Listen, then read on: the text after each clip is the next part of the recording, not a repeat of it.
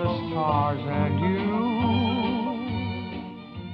Hi guys, today I'm here to do my Stephen King 70th birthday readathon wrap-up. I thoroughly enjoyed this readathon. I had only read one Stephen King, so I've been wanting to read more, and this really just pushed me into more of his books. I read 4 full-length Stephen King novels, and on September 21st, which was Stephen King's birthday, my parents and I went and stayed at the Stanley Hotel up in Estes Park. I had the best time staying there. I only slept 2 hours, not because I was afraid of any ghosts, I just really couldn't sleep. We stayed in room 401, which is one of the most haunted rooms up at the Stanley. We also got to go on one of those haunted tours. It was late at night. I don't believe in ghosts, so I wasn't scared by any ghost, which was really unfortunate because I really wanted to be scared by something. First, I'm going to show you what I actually got at the Stanley Hotel. I got to keep my key card from the hotel, which I think is adorable. It's got little keys on it. And since we stayed in the haunted room and got the haunted tour, we got a little mug. This says Stanley Hotel on the front, and on the back it says Red Rum. We also got these little ghosts that came inside of them. They're like squishy and they glow in the dark. It kind of bothers me at night when I see it glowing in the corner of my room,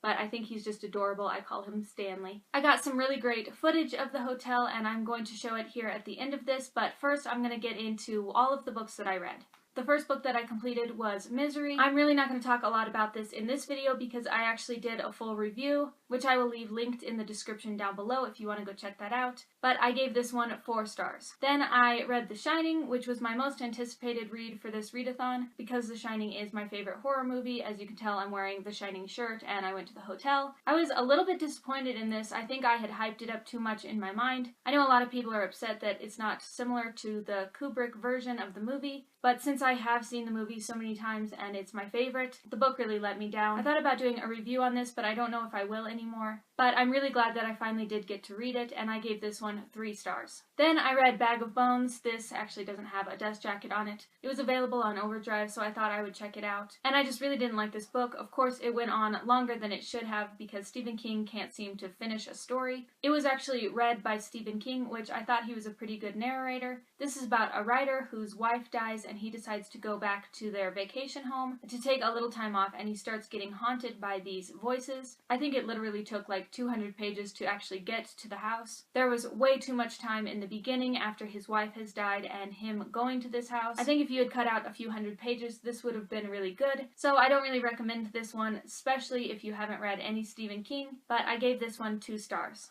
And lastly, I picked up The Green Mile. I have these in these little short 6 editions. Stephen King released one every month, and I really liked this format because I could just fly through it knowing it was only about 80 pages. I was pleasantly surprised with this book because I remember watching the movie when it first came out and I really didn't like it. Of course, I was only like 9 or 10 years old. I don't know why my parents let me watch it. But after reading the book, I absolutely loved it and I plan on rewatching the movie now. This has turned into my favorite Stephen King book. This is definitely, in my opinion, a great place to start with Stephen King. Especially in these editions, you can really fly through them and it doesn't feel like a big book. I may end up doing a review on this if I have time, but I gave this one 5 stars. Now I'm going to show a little bit of the hotel. I really wish I had gotten some in the elevator. It was a really cool old-fashioned elevator. Unfortunately, I didn't remember to film any of that, but hopefully you enjoy what I did get. I will also be linking the Literary Gladiators page down below. Josh is the one who created this readathon, and I had such a great time. I will definitely be reading more Stephen King in the future.